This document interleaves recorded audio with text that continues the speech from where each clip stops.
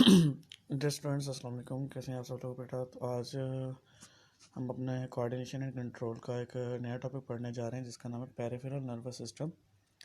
Peripheral nervous system के बारे में मैं पहले भी कई दफ़ा बता चुका हूँ कि जो हमारी बॉडी में पूरा एक नर्व्स का जाल बिछा होता है, ठीक है, जिसके ज़रिए से ब्रेन और स्पाइनल कॉर्ड जो है वो हमारी बॉडी के हर हिस्से की इंफॉर्मेशन को हासिल करते हैं और रिस्पॉन्स को ज़ाहिर करने के लिए उसका इस्तेमाल करते हैं।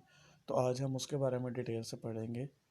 तो पेरिफेरल नर्वस सिस्टम के ऑब्जेक्टिव्स में हमारे पास सबसे पहले है पीएनएस, यानी पीएनएस क्या होता है, और somatic and autonomic nervous system के बारे में भी डिस्कस करेंगे।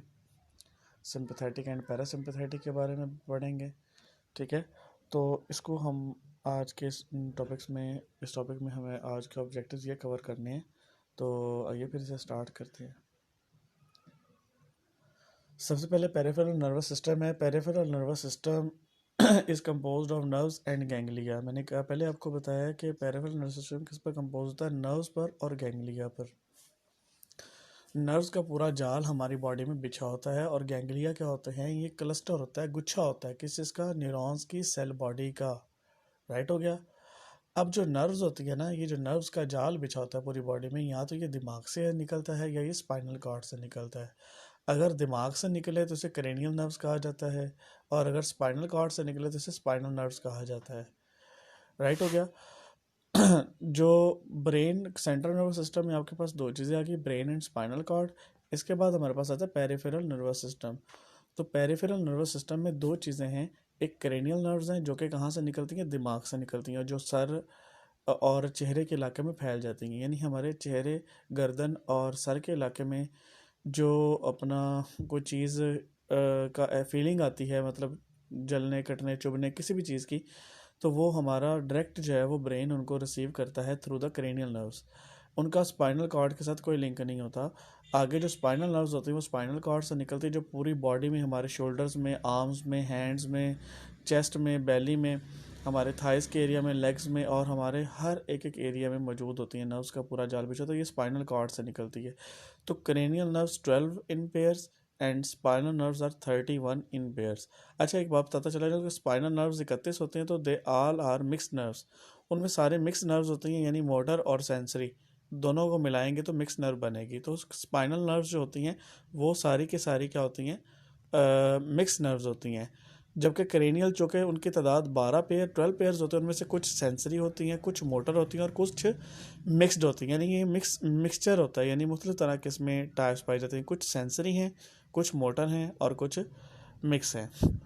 अब क्रेनियल और स्पाइनल नर्व्स जो होते हैं ना, ये हमारी बॉडी में दो तरह के पाथवे क्रिएट करते हैं, दो तरह के रास्ते बनाते हैं। एक है सेंसरी पाथवे और एक है मोटर पाथवे।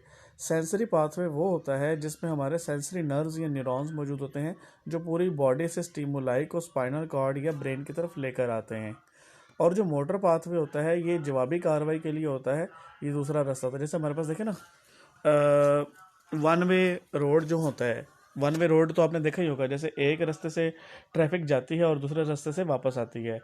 तो ये बिल्कुल एक वन वे सिस्टम की तरह है कि सेंसरी पाथवे जो है वो इन्फॉर्मेशंस को पूरी बॉडी से कलेक्ट करके ब्रेन और स्पाइनल कॉर्ड की तरफ लेके जाता है, और मोटर पाथवे ब्रेन और स्पाइनल कॉर्ड से जवाबी कार्रवाई को लेकर आता है। तो इसमें मोटर न्यूरॉन्स या मोटर नर्व्स के एक्सॉन्स शामिल होते हैं। अगर हम मोटर पाथवे की बात करें तो इससे आगे फिर दो सिस्टम जन्म लेते हैं। One is a somatic nervous system and second one is a autonomic nervous system. Somatic, जैसे सोमा का मतलब ही बॉडी होता है, तो सोमैटिक नर्वस सिस्टम के अंदर हमारा स्केलेटल मसल्स आ जाते हैं, हमारे स्केलेटल मसल्स। तो स्केलेटल लफ्ज़ कहाँ से निकले, स्केलेटन से, यानी वो मसल्स जो आपके अटैच होते हैं स्केलेटन के साथ। तो सोमैटिक नर्वस सिस्टम यानी सोमा, तो बॉडी में आपका क्या आ जाता है, आपके मसल्स हैं, आपकी बोन्स हैं।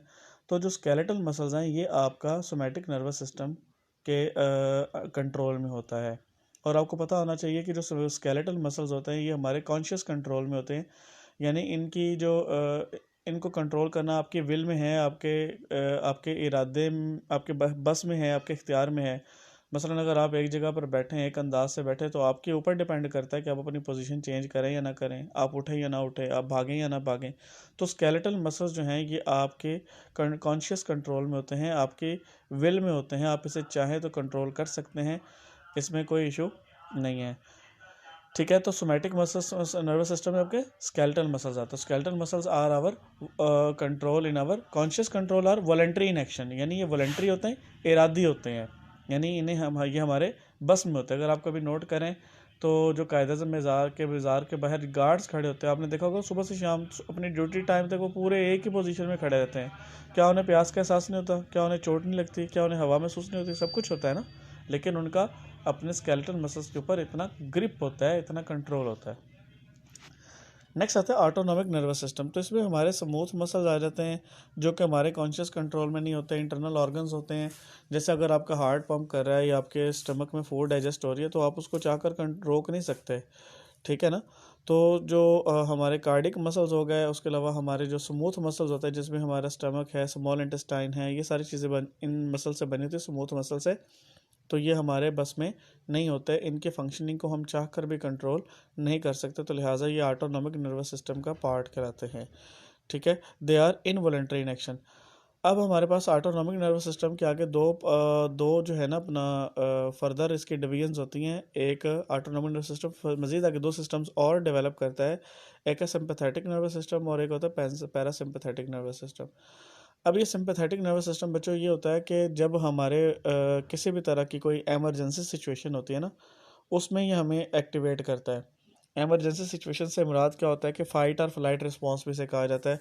मिसाल के तौर पर अगर हमें बैठे बैठाए किसी भी चीज़ की या किसी हादसे की या किसी अपने अजीज़ की अचानक से कोई बुरी खबर सुनने को मिलती है, जैसे जी फ़लाँ बंदे की लड़ाई हो गई है या फ़लाँ बंदे की को जो है ना अपना एक्सीडेंट हो गया है, तो वो इस तरह से, तो फ़ौरन हमें अगर ऐसी इतला मिलती है तो फ़ौरन हमारे अंदर एक अजीब सी चेंज आएगी, ठीक है। हमारी हार्ट बीट तेज़ हो जाएगी, ब्रीथ रेट भी तेज़ हो जाएगा और हमारा जो ब्लड होगा वो ज़्यादा से ज़्यादा फ्लो करेगा लेग्स की तरफ और आर्म्स और शोल्डर्स की तरफ, ठीक है। हमारी पपिल जो होगी, आँख की पुतली, वो फैल जाती है। सिंपैथेटिक नर्वस सिस्टम की कंडीशन जब हमारी एक्टिवेट होती है, मतलब जब हमें कोई एमरजेंसी सिचुएशन हमारे ऊपर इम्पोज होती है, जब कोई ऐसी बात हमें सुनने को मिलती है, तो फ़ौरन हमारे अंदर ये चेंजेस आती हैं। हमारा सिंपैथेटिक नर्वस सिस्टम एक्टिवेट हो जाता है, हमें उस सिचुएशन से निपटने में हेल्प आउट करने के लिए, हमें उससे बाहर निकालने के लिए, उस सिचुएशन को हैंडल करने के लिए हमें तैयार करता है। तो जब तैयार करता है तो सिंपैथेटिक नर्वस सिस्टम जब एक्टिवेट होता है तो आपके स्टमक में फूड डाइजेस्ट होना बंद हो जाती है, ब्लड फ्लो करता है towards the legs and the arms, ठीक है। और उसके अलावा आपकी जो हार्ट बीट है वो भी तेज़ हो जाती है और आपकी जो क्या नाम है उसका हार्ट बीट है वो भी तेज़ हो जाती है और सांस ब्रीथ रेट भी तेज़ हो जाता है और पपिल भी आपकी फैल जाती है। तो जब ऐसे सारी कंडीशंस होती हैं तो ये आपका सिंपैथेटिक नर्वस सिस्टम होता है जो आपको अलर्ट करता है, तैयार करता है एमरजेंसी सिचुएशन के को फेस करने के लिए। नेक्स्ट आगे हमारे पास आ जाता है पैरासिम्पैथेटिक नर्वस सिस्टम। जब आपके ऊपर स्ट्रेस एंड हो जाता है, मतलब आपके ऊपर कोई किसी किस्म का जो दबाव है वो सारी ख़त्म हो जाता है, आप उस एमरजेंसी सिचुएशन से बाहर आ जाते हैं, तो ये आपके बॉडी के तमाम फंक्शंस जो एक्सेलरेट कर चुके होते हैं, उनकी रफ्तार तेज़ हो चुकी होती है, ये उसको कूल डाउन कर देता है, दोबारा नॉर्मलाइज कर देता है, अपनी जगह पर नॉर्मल ले आता है। ब्लड पूरी बॉडी में इक्वली फ्लो करना शुरू हो जाता है, ठीक है। Heart beat becomes normal, breath rate becomes normal, pupil come back to original position and digestion starts again in the stomach, okay। तो ये सारा काम होता है।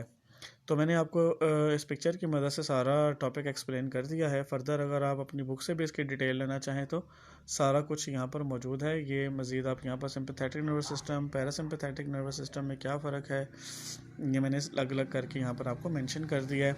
और सोमैटिक नर्वस सिस्टम और ऑटोनॉमिक नर्वस सिस्टम, ये दोनों चीज़ें बतौर शॉर्ट क्वेश्चंस भी आ सकती हैं, ये दोनों भी शॉर्ट क्वेश्चन में भी आ सकते हैं टॉपिक्स के difference between the sympathetic and parasympathetic nervous system, difference between the somatic and autonomic nervous system, ये क्वेश्चन आ सकते हैं और ये लॉन्ग के लिए भी टॉपिक बहुत अहम है।